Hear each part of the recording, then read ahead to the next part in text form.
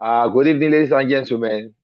It is another wonderful time for our class, and I hope we are enjoying ourselves. I hope we are understanding the course, and I hope we are moving. Today, we are moving to the sixth week of our class, and we shall be looking at challenges facing the growth and development of physical education and sports in Nigeria. Yes, it's a very serious sector that the nation needs to look at because when you build the nation or when you build the people, you are building the nation. So we must try as much as possible to make sure that the government and individual also pay more attention to physical education and sports in Nigeria. Physical education and sport contributes to the physical, social, and psychological development of individuals and society. In Nigeria, however, several challenges hinder the growth and development of this critical sector. And those challenges are things that are very, very important. That if we don't look at it, it will continue to derail, to pull down the growth and development of this critical sector in our society today. In looking at the challenges facing physical education and sports in Nigeria, we look at the following challenges: inadequate funding, poor infrastructure and facilities, limited access to quality professionals, weak policy implementation, inadequate grassroots development, sociocultural and religious constraint, low performance in international competition, reduced interest in sport and physical education among youth, underdevelopment of local sports industries, limited health and social benefits associated with active sport participation. So we now look at these challenges one after the other. Inadequate funding, insufficient budgetary allocation to sport and physical education, reliance on private sponsorship, and inconsistent government financial support is one of the challenges, is a major challenge. Like I was telling some people last week, I said I belong to some federation and associations where you get to know that the government expects you to go and look for funds to execute your sporting programs from outside because it's as if they are not even putting any fund into it at all. And if there are funds, they are so insufficient that it cannot help the development of that sport. Poor infrastructure and facilities. The lack of standard and modern sports facilities in schools and communities is also a very, very great problem. Poor maintenance culture leading to dilapidated sport infrastructure. If you look at it, if you look at it greatly, look at the national stadium in Surulere, a very big infrastructure that have been led to decay for so many years. If you get there today, you will weep for our level of maintenance culture in this country because the infrastructure is so dilapidated. It doesn't look as if that structure still lies within Nigeria. The limited access to qualified professionals, shortage of trained and qualified physical education instructors, sport coaches, poor personnel development, and inadequate training opportunities for educators is also one area that is posing a challenge to the development of sports in Nigeria. Then we go ahead to look at weak policy implementation.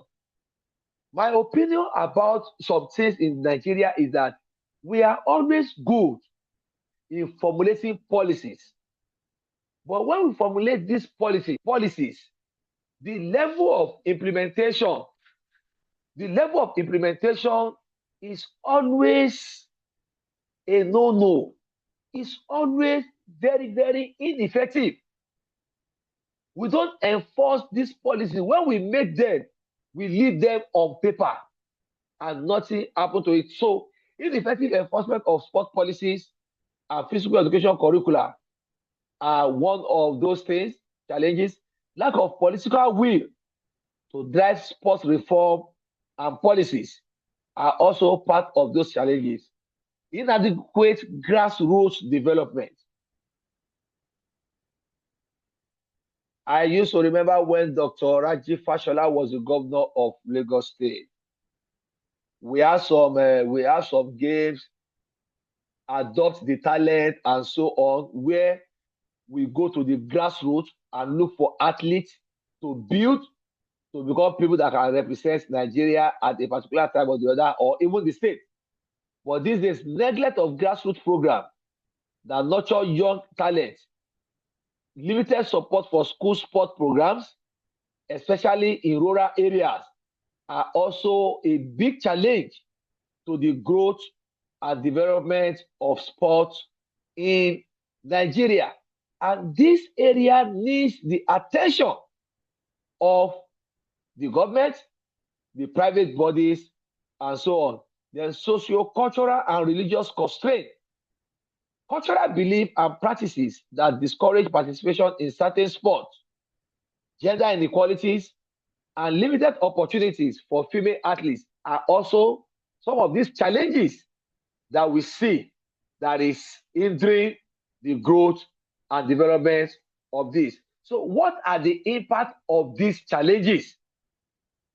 What effort or what impact does these challenges have on the day-to-day development of sports in Nigeria? One, it brings about performance in international competitions. It also reduces interest in sport and physical education among youth. Then the underdevelopment of local sports industry.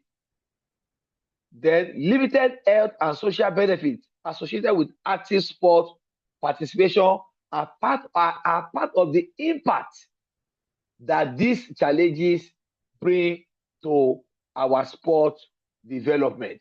So you find out that every of these things have their part in it. What are the solutions or suggested solutions to address these challenges? One, there's need for increase in funding, prioritizing sport in national budget, and encourage private sector's investment. The private sector has been investing, but we want to encourage that the private sector will do more. Then improve infrastructure, that is, and maintain sport facilities across all regions. The ones that have been built, let us renovate, refurbish, repair, and then let them also be put into use in every of the region. Then capacity building. What I mean by capacity building is train and retrain physical education professionals and coaches so that they can carry out their duties well, to fall in line with modern training styles and so on. Then grassroots development, the establishing school and community-based sport programs. So we have the National School Sports Federation.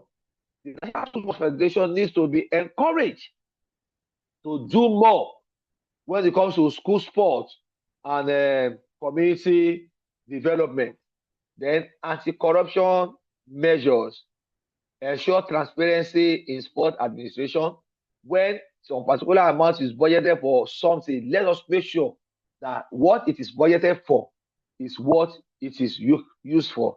Then leveraging technology, that is, integrate sports science and technology into training.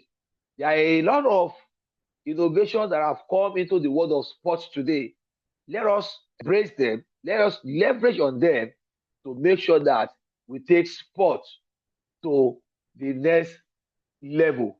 So I want to believe that if all these challenges as mentioned, we have only been able to mention few of those challenges, and we expect us, as we discuss as a class, to also mention some of those challenges that we have noticed where we work, in our own school, and so on. Also, let me also talk about one particular challenge, not creating a time or enough time for sport and physical education in our school timetable is also part of the challenges that we have noticed. I have not mentioned that, but I know that along the line it will be talked about.